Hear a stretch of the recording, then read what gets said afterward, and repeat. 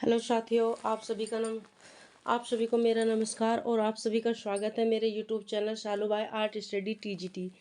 जैसा कि मैंने आपको बताया था कि मेरे चैनल पर जो है मैं डेली वीडियो अपलोड करती हूँ, जिसमें मैं अब डिटेल क्लास दे रही हूँ आप सभी को। दे रही हूँ, जिसमें मैंने जो प्रागैतिहासिक काल से स्टार्ट किया था उसका आज मैं 3 पार्ट डाल रही हूँ, जिसमें कि जो पंचमढ़ी और भीमबेटका, चक्रधरपुर, जो ये गुफाएं हैं, यहाँ से जो हमें चित्र प्राप्त हुआ है, उनके बारे में मैं आज आपको डिटेल में बताने वाली हूँ। तो ज़रूर देखिए इस वीडियो को। तो चलते हैं, हम अपनी क्लास के स्टार्ट करते हैं। सबसे पहले हम पंचमढ़ी को पढ़ेंगे। पंचमढ़ी, जो पंचमढ़ी है, ये गलत लिखा हुआ है थोड़ा, यहाँ पे ये पंचमढ़ी होनी चाहिए था। तो पंचमढ़ी के बारे में हम डिटेल जानेंगे। देखते हैं पंचमढ़ी पंचमढ़ी जो है किस राज्य में स्थित है? तो पंचमढ़ी मध्य प्रदेश राज्य में स्थित है। कहाँ पर स्थित है? मध्य प्रदेश राज्य में यह स्थित है। और मध्य प्रदेश के किस जिले में स्थित है? तो पंचमढ़ी मध्य प्रदेश के होशंगाबाद जिले में स्थित है। अब क्वेश्चन पूछा जाता है कि जो पंचमढ़ी से चित्र की खोज की गई थी, कब की गई थी? तो पंचमढ़ी के जो चित्रों की खोज की गई थी पहले 1932 ईस्वी में, 1932 को जी.आर. हंटर ने की थी। जी.आर. हंटर ने 1932 को की थी। उसके बाद 1936 ईस्वी में डी.एच. गार्डन के द्वारा यहाँ के चित्रों की खोज की गई थी। अब आगे देखते हैं, जो पंचमढ़ी है, पंचमढ़ी में कौन सी पर्वत श्रृंखला है? तो पंचमढ़ी में महादेव पर्वत श्रृंखला है। कौन सी पर्वत श्रृंखला है? महादेव पर्वत श्रृंखला है। और पहाड़ी कौन सी है? तो यहाँ पर सतपुड़ा की पहाड़ी है। कौन सी पहाड़ी है? सतपुड़ा की पहाड़ी। सतपुड़ा की पहाड़ी। अब पंचमढ़ी जो है, पंचमढ़ी को सतपुड़ा की रानी भी कहा जाता है। अब क्वेश्चन बन जाता है कि सतपुड़ा की रानी किसे कहा जाता है? सतपुड़ा की रानी किसे कहा जाता है? तो पंचमढ़ी को ही सतपुड़ा की रानी कहा जाता है। अब पंचमढ़ी में कौन सी नदी स्थित है? तो तवा नदी है। कौन सी नदी है? तवा नदी। और जो पंचमढ़ी से प्राप्त गुफाएं हैं, उनकी संख्या कितनी बताई गई है? तो पंचमढ़ी से प्राप्त गुफाओं की संख्या है 50। कितनी है? 50। अब होशंगाबाद से कभी कभी दूरी भी पूछ लेता है कि होशंगाबाद से पंचमढ़ी की कितनी दूरी है, या पंचमढ़ी कितने किलोमीटर दूर है। तो होशंगाबाद से पंचमढ़ी की दूरी जो है वो 41 किलोमीटर दूर है। 41 किलोमीटर दूर है। अब एक क्वेश्चन पहले बना था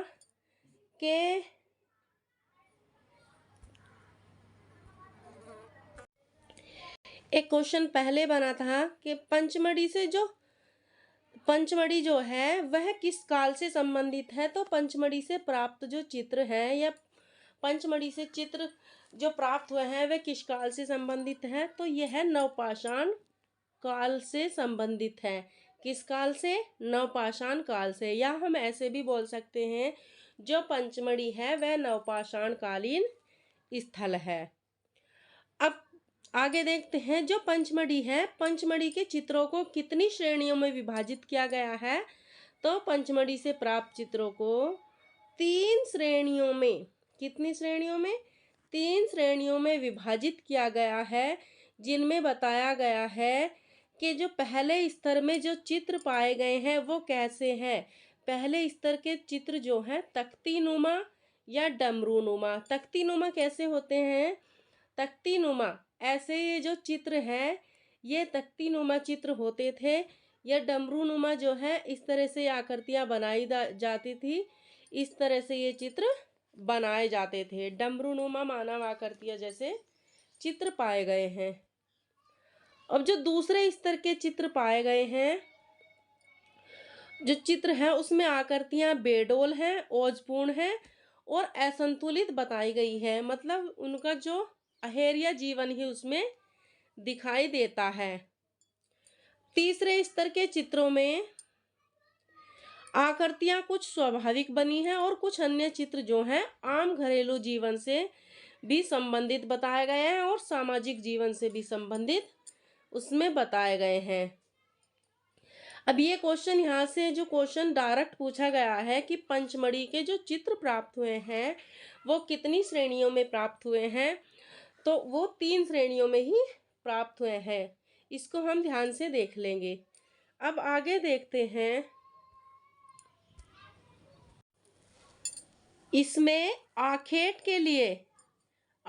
के लिए प्रस्थान करते हुए, शहद एकत्रित करते हुए, घुड़सवार योद्धा, आखेट के लिए प्रस्थान करते हुए, शहद एकत्रित करते हुए, घुड़सवार योद्धा और वाद्य यंत्र को बजाते वादक, शस्त्रधारी सैनिक जो है यहाँ से चित्र प्राप्त हुए हैं। अब आगे हम इनके बारे में देखेंगे। जो शहद एकत्रित करते हुए हैं या आखेट के लिए प्रस्थान करते हुए जो चित्र पाए गए हैं, किस किस स्थान से यह पाए गए हैं। पहले हम जो इसके कुछ टॉपिक दिए हुए हैं उसके बारे में हम पढ़ लेते हैं। अब पंचमढ़ी के चित्रों में जो रंगों को प्रयोग किए गए हैं, पंचमढ़ी के चित्रों में जो रंग प्रयोग किए गए हैं काले तथा कुछ सफेद हैं। काले तथा कुछ सफेद रंग जो है पंचमढ़ी के चित्रों में प्रयोग किए गए हैं। अब आगे देखते हैं। अब एक क्वेश्चन ही है जो वेरी वेरी इंपॉर्टेंट क्वेश्चन है, जो इस पे 3 स्टार लगा लीजिए क्वेश्चन पर। जो पंचमढ़ी की गुफा की तुलना, पंचमढ़ी की गुफा की तुलना किस गुफा से की जाती है, तो जो पंचमढ़ी की गुफा है उसकी तुलना एक स्पेन की गुफा है अल्तामीरा, स्पेन की गुफा अल्तामीरा से की जाती है। अल्तामीरा गुफा की खोज किसके द्वारा की गई थी, तो मारिया सातुओला के द्वारा अल्तामीरा की खोज की गई थी। मारिया सातुओला के द्वारा यहाँ के चित्रों की खोज की गई थी। अब आगे देखते हैं। जो पंचमढ़ी से चित्र प्राप्त हुए हैं उनको क्या कहा जाता है, तो पंचमढ़ी से प्राप्त जो प्रागैतिहासिक चित्र हैं उनको पुत्री कहा जाता है। पुत्री कहा जाता है। और वासुदेव शरण अग्रवाल ने यहाँ के चित्रों को रक्त की पुत्रियां कहा है। क्या कहा है? अब क्वेश्चन आता है कि रक्त की पुत्रियां कहाँ से प्राप्त चित्रों को कहा जाता है या किसके द्वारा यह कहा गया है, तो वासुदेव शरण अग्रवाल के द्वारा कहा गया है। पंचमढ़ी से प्राप्त जो चित्र हैं उन्हें रक्त की पुत्रियां। अब आगे देखेंगे। पंचमढ़ी को सतपुड़ा की रानी भी कहा जाता है। पंचमढ़ी को क्या कहा जाता है? सतपुड़ा की रानी, या इसे पंच पांडव की गुफा के नाम से भी जाना जाता है। क्वेश्चन बन जाता है पंचमढ़ी को डैश किस नाम से जाना जाता है, तो पंच पांडव की गुफाओं के नाम से इन्हें जाना जाता है। अब माना जाता है कि यहाँ पर जो पंच पांडव जो इसका नाम रखा गया था, तो यहाँ पर 5 पांडव आए थे जिनके लिए 5 ही गुफाओं का निर्माण, यहाँ पर कुछ गुफाओं का निर्माण किया गया था, तो इसीलिए इसका नाम पंच पांडव रख दिया गया था। जो वहाँ के लोग हैं इसे पंच पांडव के नाम से भी पुकारते हैं। अब पंचमढ़ी के चित्रों में जो सीमा रेखा बनाई गई है, सीमा रेखा होती क्या है? जो चित्र बने हुए हैं और जो उसमें ये लाइन जो होती है, जैसे ये मैंने चित्र बना दिया है, तो इसमें जो ये लाइन बनाई गई है वो किस रंग से बनाई गई है, तो इसमें लाल रंग से यह सीमा रेखा इसमें बनाई गई है। अब एक क्वेश्चन आता है कि धनुर्धारियों के सबसे अधिक चित्र कहाँ से प्राप्त हुए हैं, तो धनुर्धारियों के जो सबसे अधिक चित्र प्राप्त हुए हैं वो पंचमढ़ी से ही प्राप्त हुए हैं।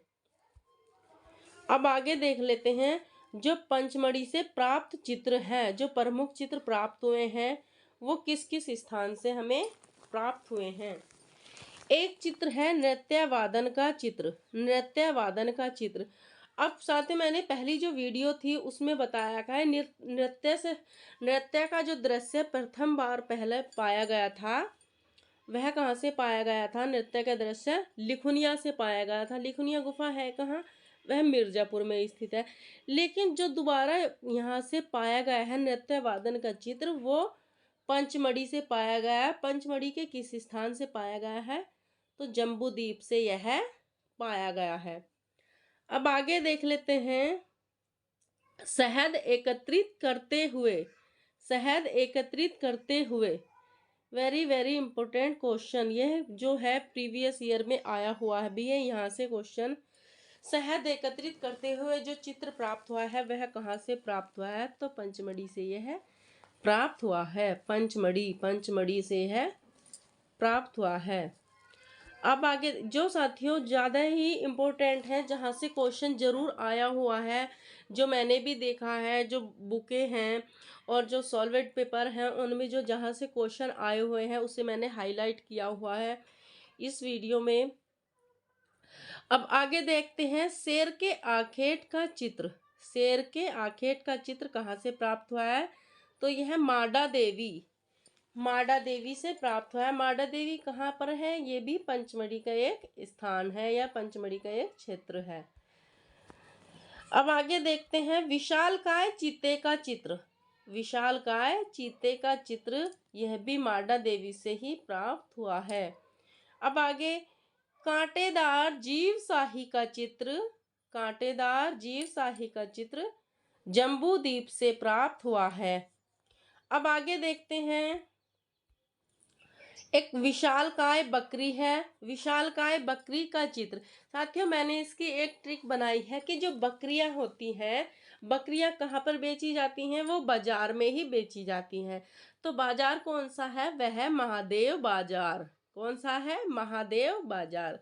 तो विशालकाय बकरी का जो चित्र प्राप्त हुआ है वह महादेव बाजार गुफा से प्राप्त हुआ है। महादेव बाजार गुफा से। अब आगे देखेंगे तंतु वादन का चित्र कहाँ से प्राप्त हुआ है? तो यह नींबू भोज से प्राप्त हुआ है। नींबू भोज। सितार वादक तथा गर्दभ मुख देवता का चित्र लस्करिया कोह से यह प्राप्त हुआ है। लस्करिया कोह, ये लस्करिया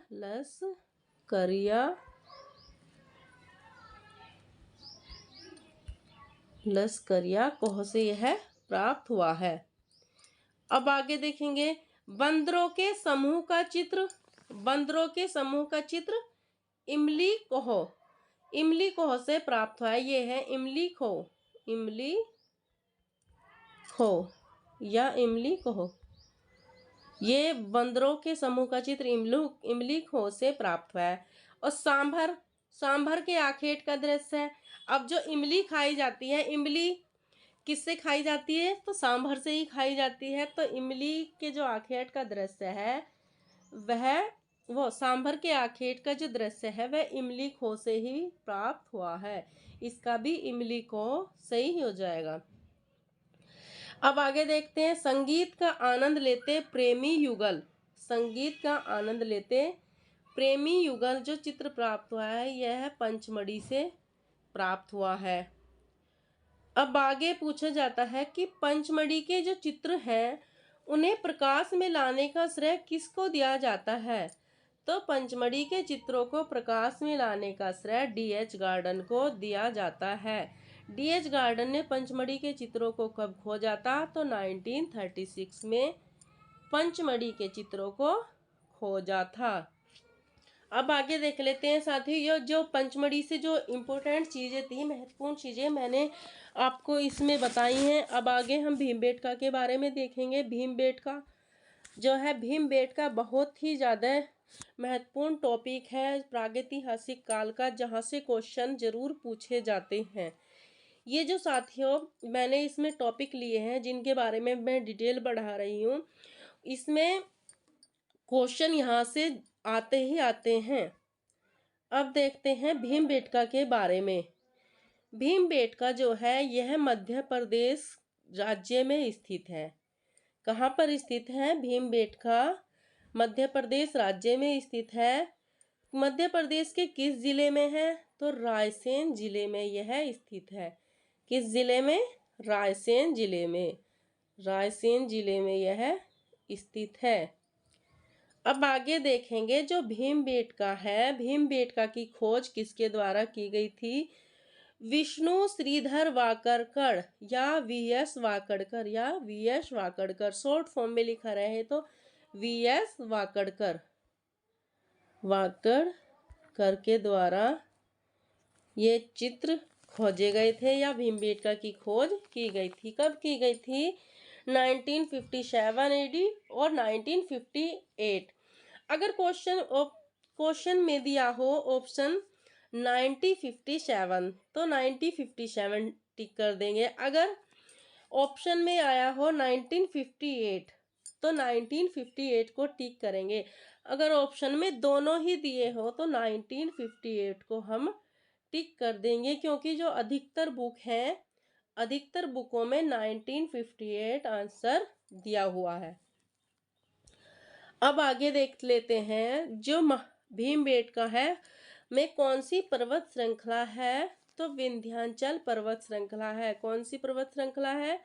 विंध्याचल पर्वत श्रृंखला है। और जो पहाड़ी है किस पहाड़ी पर स्थित है? आदमगढ़ की पहाड़ी। आदमगढ़ की पहाड़ी।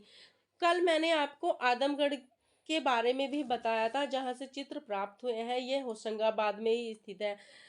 तो अब आगे हम देखेंगे भीमबेटका से प्राप्त जो कुल गुफाएं हैं, कुल गुफाएं कितनी हैं? 600 हैं। कुल गुफाएं कितनी हैं? 600 हैं। लेकिन एनसीईआरटी के अनुसार जो गुफाओं की संख्या बताई गई है वो 800 बताई गई है, जिसमें 500 गुफाओं में जो चित्र हैं वो प्राप्त हुए हैं।